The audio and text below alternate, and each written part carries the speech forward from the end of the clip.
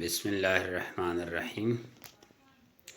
ایک صحابی نے رسول اللہ صلی اللہ علیہ وسلم سے عرض کیا کہ یا رسول اللہ، سب سے مبغوض ترین گناہ کون سی ہے، یعنی بدترین گناہ کون سی ہے؟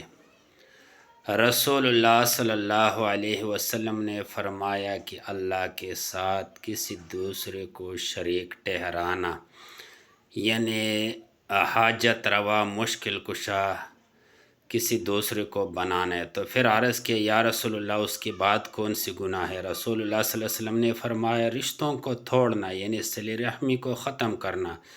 پھر فرمایا اس کے بعد کون سی گناہ ہے؟ فرمایا اس کے بعد سب سے مبغوض ترین یہ گناہ ہے کہ گناہوں کو رستوں کو کھولنا اور نیکیوں کے رستوں کو بند کرنا۔ لوگوں سے یہ کہنا مطلب کہ بھائی عیش کرو اور 2-3 دن زندگی ہے جانے دو۔